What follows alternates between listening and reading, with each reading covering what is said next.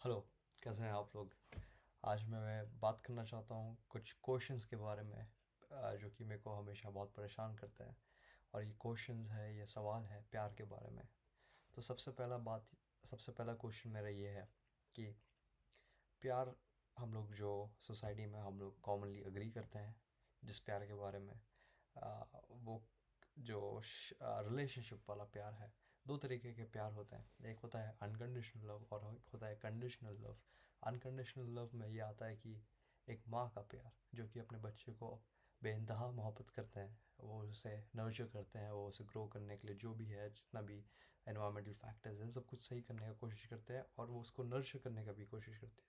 वो कुछ चाहती नहीं है अपने बच्चे से, वो फिर भी उन्हें प्यार करती रहती है। और एक है कंडीशनल लव जो कि होता है शादी में, जहाँ पे रिश्तेदारी और प्यार, ये दोनों हम दोनों से एक्सपेक्ट किया जाता है कि हम ये दोनों काम को साथ में निभाएं। कि आप प्यार तो कर रहे हैं, ठीक है, प्यार एक गेट वे है शादी में घुसने का, कि ठीक है स्टार्टिंग में प्यार हो जाए, शादी करवा दो, उसके बाद तो रिश्तेदारी है।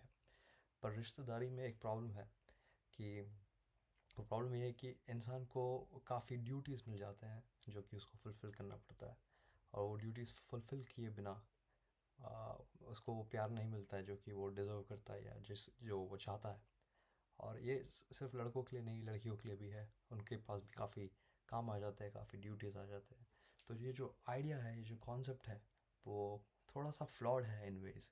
द कॉन्सेप्ट ऑफ मैरिज वो थोड़ा सा फ्लॉड है।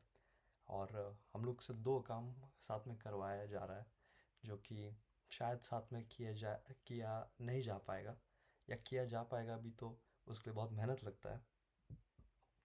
और मेरे जैसा गधा आदमी तो उसे नहीं निभा पाएगा। तो क्या किया जाए इस सिचुएशन में, ये सबसे पहला बात आता है। दूसरा क्वेश्चन मेरा ये है कि एक मिनट, मैं लिखा हुआ हूँ मैं भूल जाता हूँ, तो मैं लिख लेता हूँ। हाँ, दूसरा क्वेश्चन ये है कि अगर हम लोग एक पार्टनर को चूज़ करते हैं प्यार में आने के लिए, तो उसमें हम लोग कंसिडर करते हैं अपॉर्चुनिटी कॉस्ट को। नहीं, अपॉर्चुनिटी कॉस्ट हम लोग प्यार में यूजुअली नहीं करते हैं, बट बिजनेस में करते हैं।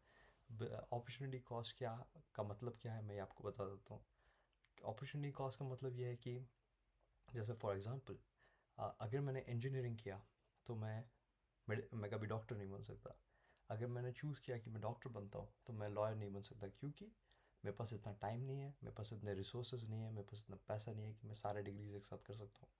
कितने लोगों के पास होता है, वो लोग करते भी है, but at the same time वो लोग के पास टाइम नहीं है। अगर आप 16 साल की उम्र में आप चूज़ किया, 16 नहीं 17 साल की उम्र में आपने चूज़ किया इंजीनियरिंग करने का, जब तक आप ख़त्म करेंगे तब तक आप 21 साल के हो जाएंगे। उसके बाद अगर आप डॉक्टर बने तो उसमें और 5 साल, तब आप 26 के हो जाएंगे। तो पॉइंट बिंग कि सब चीज़ों के लिए टाइम चाहिए। और हम लोग चूज़ करते हैं एक चीज़ करना ताकि दूसरी चीज़ें जो नहीं होंगी वो भी चलेगा। तो वैसे हम लोग प्यार में भी करते हैं क्या? और अगर करते नहीं है तो क्यों नहीं करते? अगर मैं बोल रहा हूँ कि मैं ये एक लड़की को प्यार करता हूँ, दैट मीन्स कि मैं सिर्फ इसको प्यार करता हूँ और बाकी सबको छोड़ रहा हूँ। और जो बाकी सबको छोड़ रहा हूँ, हो सकता है कि वो उसमें से कोई एक मेरे लिए बेटर मैच होगा। तो again, the idea of being with one person, जो कि मैरिज एज एन इंस्टीट्यूशन, वो हम लोग को बोलता है कि ये सही है, ये गलत है। तो वो कितना सही है कितना गलत है, और अपॉर्चुनिटी कॉस्ट के हिसाब से देखा जाए तो शायद ये सही है वो गलत है, या वो गलत है तो ये सही नहीं है। तो ये क्या है, इधर कन्फ्यूजन है। इससे हम लोग को एक बात पता चल के आता है कि इधर कुछ क्वेश्चंस है। अगर भी आप सोचेंगे कि मैं आप लोगों को शादी एज एन इंस्टीट्यूशन को गलत बोलने का कोशिश कर रहा हूँ, मेरा कोशिश वो नहीं है। मेरा कोशिश बस इतना बताने का है कि शादी जितना प्योर है, जितना हम लोग रीजनेबल, जितना लॉजिकल हम लोग उसको समझते हैं, शायद उतना नहीं है। और उसकी वजह से हम लोग पूरी दुनिया में देखते हैं कि डिवोर्स रेट्स है, डिवोर्स रेट के बाद चीटिंग्स है, अफेयर्स है। तो शायद अनकंडीशनल लव और कंडीशनल लव, जहाँ पर रिश्तेदारी और प्यार दोनों साथ में निभाया जाता है, वो जो मॉडल है, वो थोड़ा सा करप्ट है। थोड़ा सा करप्ट होने के बाद थोड़ा सा फ्लॉज भी है उसमें। और वो एज ह्यूमन हार्ट जिसको सिर्फ प्यार चाहिए, उसके लिए शायद शायद गलत हो सकता है। ये मेरा सेकंड क्वेश्चन था। बेसिकली पॉइंट बिंग कि अगर हम लोग अपॉर्चुनिटी को कॉस्ट सब चीज़ में देखते हैं तो प्यार में क्यों नहीं देखते हैं। And the third cheese is कि अगर मैं एज ए पर्सन, मैं हर गुलाब सूंघना चाहता हूँ, हर कुत्ते के साथ खेलना चाहता हूँ, हर इंसान के साथ मर्डर गश्ती करना चाहता हूँ। तो अगर मैं वही सेम चीज़ अगर मेरे आसपास सब रोमांटिक पार्टनर्स के साथ भी करूँ, तो क्या मैं ख़राब इंसान हूँ? दैट बेसिकली मीन्स कि अगर मैं बहुत सारी लड़कियों के साथ अफेयर्स अफेयर्स सही वर्ड नहीं है बट प्यार करने का कोशिश करता हूँ, तो क्या वो मैं गलत कर रहा हूँ? क्योंकि हम लोग सभी के साथ खेल सकते हैं।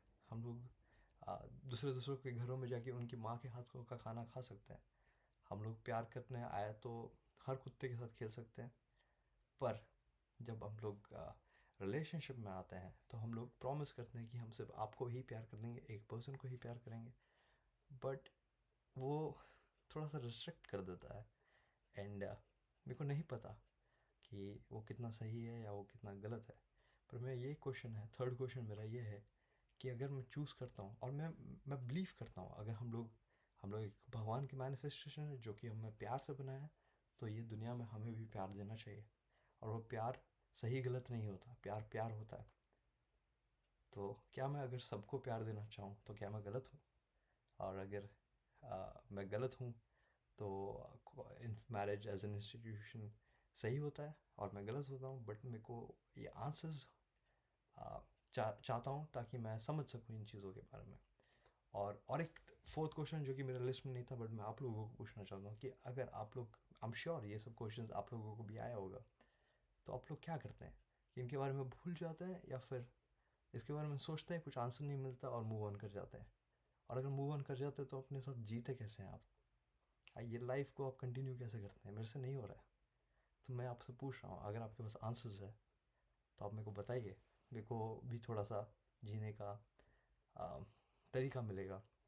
But until then I am super confuse, मेरे को नहीं समझ में आता कि मैं क्या करूँ।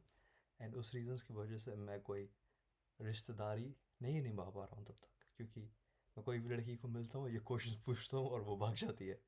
तो काफ़ी डिफ़िकल्ट हो रहा है मेरे लिए। तो इसलिए मैं आज अपने यूट्यूब में आके ये क्वेश्चन पूछ रहा हूँ। अगर आपके पास आंसर्स है तो प्लीज़ बताइए, नहीं है तो आपका थॉट्स छोड़िए कि आप हम क्या सोचते हैं वो भी मेरे को बोल सकते हैं। बढ़िया, इतना ही था। Thank you so much, bye bye.